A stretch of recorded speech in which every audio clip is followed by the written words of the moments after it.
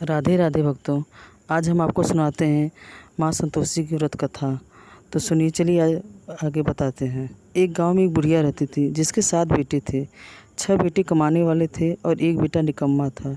बुढ़िया माँ 6 पुत्रों का जूठा 7वें पुत्र को देती। 7वां पुत्र एक दिन अपनी पत्नी से बोला, देखो मेरी माता मुझ पर कितना प्रेम है। वह बोली, क्यों नहीं, सबका जूठा बचा हुआ तुमको खिलाती है। वह बोला, जब तक मैं अपनी आँखों से न देख लूँ तब तक मैं ये बात नहीं मान सकता। वो बोली, ठीक है, चलिए आज दिखाते हैं। कुछ दिन बाद एक बड़ा त्यौहार आया। घर में 7 प्रकार के भोजन और चूरमा के लड्डू बने। वो पत्नी की बात को जानने के लिए सिर दर्द का बहाना बनाकर पतला कपड़ा सिर पर ओढ़कर रसोई में जाकर सो गया और कपड़े में से सब देखता रहा। 6 भाई भोजन करने आए। उसने देखा माँ ने उनके लिए सुंदर सुंदर आसन बिछाए, 7 प्रकार की रसोई परोसी और आग्रह करके के उन्हें भोजन कराती रही। वह देखता रहा। 6 भाई भोजन करके उठ गए। तब माँ ने उनकी 5 थालियों में से लड्डुओं के टुकड़ों को उठाया और एक लड्डू बनाया। जूठन साफ करके माँ ने उन्हें पुकारा, उठ बेटा उठ, तेरे भाइयों ने भोजन कर लिया, तू भी उठकर भोजन कर ले। उसने कहा, माँ मुझे भोजन नहीं करना है, मैं परदेश जा रहा हूँ। माता ने कहा, कल जाना है तो आज ही जा। वो बोला, हाँ जा रहा हूँ। यह कहकर वो घर से निकल गया। चलते समय उसे पत्नी की याद आई। वह गौशाला में कंडे थाप रही थी। वहाँ जाकर वो बोला, मेरे पास तो कुछ नहीं है, यह अंगूठी है, सो ले लो, अपनी कोई निशानी मुझे दे दो। बोली, मेरे पास क्या है, यह गोबर भरा हाथ है। यह कहकर पत्नी ने उसकी पीठ पर गोबर के हाथ की थाप मार दी। वह चल दिया। चलते दूर देश में पहुंचा। वहाँ एक साहूकार की दुकान थी। वहाँ जाकर बोला, सेठ जी मुझे नौकरी पर रख लो। साहूकार को नौकरी की सख्त ज़रूरत थी। साहूकार ने कहा, काम देकर तनख्वाह मिलेगी। उसने कहा, सेठ जी जैसा आप ठीक समझे। साहूकार ने उसे नौकरी मिल गई। वहाँ वह दिन रात काम करने लगा। कुछ दिन में दुकान का लेन देन, हिसाब किताब, ग्राहकों का माल बेचना, सारा काम करने लगा। साहूकार के 7-8 नौकर थे। वे सब चक्कर खाने लगे, लेकिन उसने अपनी लगन और परिश्रम और ईमानदारी से सभी को पीछे छोड़ दिया। उसे अपने किए का फल मिला। सेठ ने भी उसका काम देखा। उसे 3 महीने में उसे मुनाफे में साझेदार बना दिया। परिश्रम करते करते 12 वर्ष में ही वो नगर का नामी सेठ बन गया और सेठ अपना सारा कारोबार उस पर छोड़ बाहर चला गया। इधर उसकी पत्नी पर क्या बीती वह सुने। सास ससुर उसे दुख देने लगे। गृहस्थी का काम करवाकर उसे लकड़ी लेने जंगल में भेजते। इसी बीच घर की रोटियों के आटे से जो भूसी निकलती उसकी रोटी बनाकर रख दी जाती और फूटे नारियल की नरेली में पानी दिया जाता। इस तरह दिन बीतते रहे। एक दिन वह जंगल में लकड़ी लेने जा रही थी तो तब उसे रास्ते में बहुत स्त्रियां संतोषी माता का व्रत करती दिखाई दी और वहाँ खड़ी होकर पूछने लगी, बहनों यह तुम किस देवता का व्रत करती हो और इससे करने से क्या फल होता है? इस व्रत के करने की क्या विधि है? यदि तुम अपने इस व्रत का विधान मुझे समझा कर कहोगी तो मैं तुम्हारा बड़ा एहसान मानूंगी। उनमें से एक स्त्री बोली, सुनो, यह संतोषी माता का व्रत है। इसे करने से निर्धनता दरिद्रता का नाश होता है, लक्ष्मी आती है, मन की चिंताएं दूर होती हैं, मन को प्रसन्नता और शांति मिलती है, निपुति को पुत्र मिलता है, प्रीतम बाहर गया हो तो वह शीघ्र लौट आता है, कुंवारी कन्या को मनपसंद वर मिलता है, चलता मुकदमा खत्म हो जाता है, कलह क्लेश की निवृत्ति होती है, मुख में शांति होती है, घर में धन जमा हो, धन जायदाद का लाभ होता है तथा और भी मन में कुछ कामना हो सब संतोषी माता की कृपा से पूरी हो जाती है, इसमें संदेह नहीं है। और पूछने लगी, यह व्रत कैसे किया जाता है, यह भी बताओ तो बड़ी कृपा होगी। वह स्त्री कहने लगी, बिना परेशानी के श्रद्धा और प्रेम से जितना भी बन सके प्रसाद लेना, 5.25 पैसे से 5.25 आने तक, इसमें से ज़्यादा शक्ति और भक्ति के अनुसार गुड़ और चना लेकर हर शुक्रवार के निराहार रहकर कथा कहना सुनना और इससे कि ओम बीच में कभी नहीं टूटे, लगातार नियम पालन से करना। सुनने वाला कोई न मिले, घी का दीपक जलाकर उसके आगे जल के पात्र को रखकर कथा कहना, परंतु नियम न टूटे, जब तक कार्य सिद्ध न हो नियम पालन करना और कार्य सिद्ध हो जाने पर व्रत का उद्यापन करना। 3 मास में माता पूरा फल प्रदान करती हैं। यदि किसी के ग्रह खोटे हैं भी तो माता 1 वर्ष में अवश्य उन्हें अनुकूल करती हैं। कार्य सिद्ध होने पर ही उद्यापन करना चाहिए, बीच में नहीं। उद्यापन में 2.5 सेर आटा खाजा तथा इसी के अनुसार खीर तथा चने का साग बनाना, 8 बच्चों का भोजन कराना, जहाँ तक मिले देवर जेठ भाई बंधु कट्टू के लड़के लेना न मिले तो रिश्तेदारों और पड़ोसियों की लड़की बुलाना, उन्हें भोजन कराना, यथाशक्ति दक्षिणा दे, माता का नियम पूरा करना, ध्यान रखना उस दिन में कोई भी खटाई न खाए।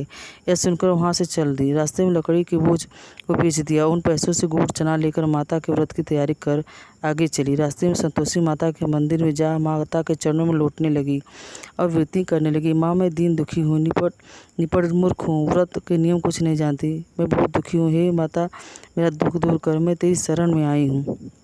माता को दया आ गई। एक शुक्रवार बीता कि दूसरे शुक्रवार ही उसके पति का पत्र आया और तीसरे शुक्रवार को उसका भेजा हुआ पैसा आगे पहुंचा। यह देखकर जेठानी मुंह सिकोड़ने लगी। इतने दिनों बाद इतना पैसा आया, इसमें क्या बड़ाई है। लड़के ताने देने लगे। काकी के पास अब पत्र आने लगे हैं, रुपया आने लगा है, अब तो काकी की खातिर बढ़ेगी, अब तो काकी बुलाने से भी नहीं भूलेंगी। बेचारी सरलता से कहती, भैया पत्र आए हैं, रुपया आए हैं तो हम सब के लिए अच्छा है। ऐसा कहकर आंखों में आंसू भरकर संतोषी माता के मंदिर में जा मातेश्वरी चरणों में गिरकर रोने लगी। माँ मैंने तुमसे पैसा नहीं मांगा था, मुझे पैसे से क्या काम, मुझे तो अपने सुहाग से काम है, मैं तो अपने स्वामी के दर्शन और सेवा मांगती हूँ। तब माता ने प्रसन्न होकर कहा, जा बेटी तेरा स्वामी जल्दी ही आएगा। यह सुनकर खुशी से सुहाग के नाम को अपने स्वामी के दर्शन और सेवा मांगती हूँ। तब माता ने प्रसन्न होकर कहा कि जा बेटी तो तेरा स्वामी जल्दी ही आएगा। खुशी से बावली होकर वह घर आकर काम करने लगी। संतोषी माँ विचार करने लगी, इस भोली पुत्री से मैंने कह दिया तो कि तेरा पति शीघ्र आएगा, यह तो इसके स्वप्न में याद नहीं करता, उसे इसकी याद दिलाने तो मुझे नहीं याद जाना पड़ेगा। संतोषी माता ने उस बुढ़िया के बेटे को स्वप्न में समझाया, पुत्र तेरी घरवाली कष्ट उठा रही है। यह बोला, माता यह तो मुझे भी मालूम है, परंतु कि मैं क्या करूं, वहाँ से कैसे जाऊं, परदेश की बात है, लेकिन दिन का सारा हिसाब किताब है, कोई जाने रास्ता नज़र नहीं आता, आप भी कोई राह दिखाएं कि वहाँ कैसे जाऊं। माँ कहने लगी, सवेरे नहा धोकर संतोषी माता का नाम लेकर घी का दीपक जला दंडवत कर और दुकान पर जाकर बैठ। देखते ही तेरा लेन देन चुक हो जाएगा और जमा माल बिक जाएगा। साँझ होते होते धन का ढेर लग जाएगा। और अगले दिन सुबह सुबह जल्दी उठा। उसने अपने मित्र बंधुओं परिचितों से स्वप्न की माता द्वारा कही गई बात कह सुनाई। वे सब उसकी बात सुनकर खिल्ली उड़ाने लगे। वे कहने लगे, कहीं कभी सपने की बात भी सच्ची होती है। एक बुढ़ा व्यक्ति बहुत समझदार था। वह बोला, ये देखो भाई, मेरी बात तो मानो, इस तरह साँच या झूठ कहने के बदले देवता ने जैसा कहा वैसा ही करना, तेरा क्या जाता है। बुढ़ी की बात मानकर नहा धोकर उसने संतोषी माता को प्रणाम किया, फिर दीपक जलाकर दुकान पर जा बैठा। शाम तक धन का ढेर लग गया। वह हैरान हुआ। मन में संतोषी माता का नाम ले वो प्रसन्न होकर घर जाने के लिए वास्ते गहना कपड़ा सामान खरीदने लगा। सब काम से निपट अपने घर को रवाना हुआ। उधर उसकी की पत्नी जंगल में लकड़ी लेने गई। लौटते वक्त थक के जाने के कारण संतोषी माता के मंदिर पर जाकर विश्राम करने बैठ गई। यह तो उसका रोज रुकने का स्थान था। धूल उड़ती देख उसकी माता पूछा, ये माता यह धूल कैसी उड़ रही है। माँ ने कहा, हे पुत्री तेरा पति आ रहा है, अब तो ऐसा कर लकड़ियों का 3 बोझ बना, एक नदी के किनारे रख, दूसरा मेरे मंदिर पर, तीसरा अपने सिर पर रख, और तेरे पति का लकड़ी का गड्ढा देखकर मुँह पैदा होगा, वह वहाँ रुकेगा और नाश्ता पानी बनाकर खाकर माँ से मिलने जाएगा। तो लकड़ी का बोझ उठाकर जाना और बीच में चौक में गड्ढा डालकर 3 आवाज़ें जोर जोर लगाना, लो सासू जी लकड़ियों का गड्ढा, लो भूसी की रोटी, नारियल के खोपरे में पानी दो। आज संतोषी माँ की बात सुनकर बहुत अच्छा माँ कहकर प्रसन्न मन से लकड़ियों के 3 बोझ बनाकर नदी के तट पर, दूसरा माता के मंदिर पर, इतने में मुसाफिर आ पहुंचा। सूखी लकड़ी देख उसको इच्छा हुई कि यहीं विश्राम कर ले और भोजन बनाकर खा पी कर गाँव चली। इस प्रकार भोजन कर विश्राम कर वह अपने गांव में आ गया। उसी समय बहू सिर पर लकड़ी का गट्ठा लिए आई। उसने गट्ठा आंगन में जोर से 3 आवाज़ें दी, लो सासू जी लकड़ी का गड्ढा, लो भूसी की रोटी दो, नारियल के ऊपर में पानी दो, आज कौन सा मेहमान आया। कहकर सासू ने अपने दुए कष्टों को भुलाने के लिए कहा, बहू तू कि ऐसा क्यों कहती, तेरा मालिक ही तो आया है, बैठ मीठा भात खाकर कपड़े गहने पहन। पत्नी की बात सुनकर उसका स्वामी बाहर आया और उसके हाथ में पहनी अंगूठी देख व्याकुल हो गया। उसने माँ से पूछा, माँ यह कौन है? माँ बोली, बेट तेरी पत्नी है। आज 12 वर्ष हो गए हैं जब से तू गया, तब से सारे गांव जाकर किसी तरह भटकती रही, काम काज कुछ करती रही, चार समय खाकर आ जाती है। अब मुझे देखकर भूसी की रोटी नारियल के खापरे में पानी मांगती है। वह बोला, माँ मैंने इसे भी देखा है, तुझे भी दूसरे घर की चाबी दो, मैं वहीं रहूँगा। ठीक है बेटा, जैसा तेरी मर्जी, कहकर माँ ने चाबी को गुच्छा बेटे को सामने रख दिया। उसने दूसरे घर को खोलकर सारा सामान जमाया और एक ही दिन वहाँ जाकर महल जैसा ठाट बाट बनकर अब क्या वह सब सुख भोगने लगी। अगला शुक्रवार उसकी पत्नी कहा, मुझे संतोषी माता को उद्यापन करना है। पति बोला, बहुत अच्छा, खुशी से कर लो।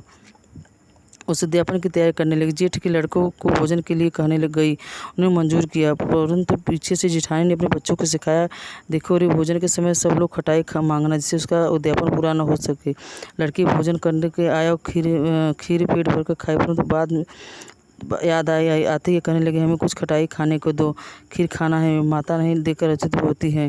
लड़की उठकर खड़े हुई, बोली, पैसे लाओ। बोली बहुत कुछ जानती नहीं थी, उसने पैसे दे दिए। लड़कों ने बाजार जाकर उन पैसों से इमली खरीदी और खाई।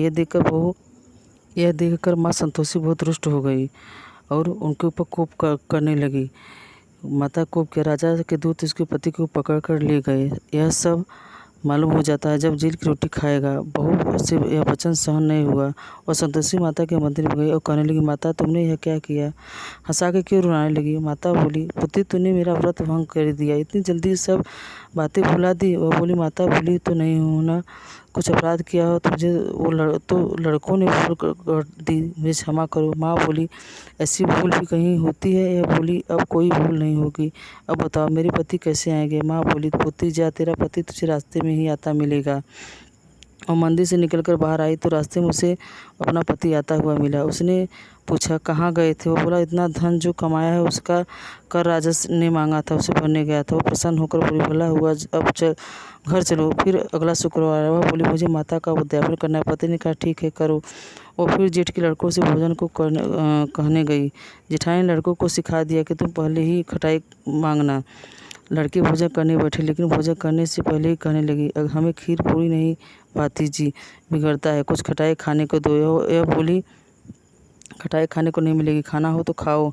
उनके उठकर चले जाने पर उसने ब्राह्मणों को लड़की बुलाकर भोजन करवाया। दक्षिणा की जगह उन्हें एक एक फल दिया। इससे संतोषी माता प्रसन्न हो गई। माता की कृपा से 9 माह बाद उसको चंद्रमा के समान सुंदर पुत्र पैदा हुआ। पुत्र को लेकर वह प्रतिदिन संतोषी माता के मंदिर में जाने लगी। माँ ने सोचा कि यह रोज आती है, आज क्यों नहीं मैं ही इसके घर चलूँ, इसका आसरा देखूँ।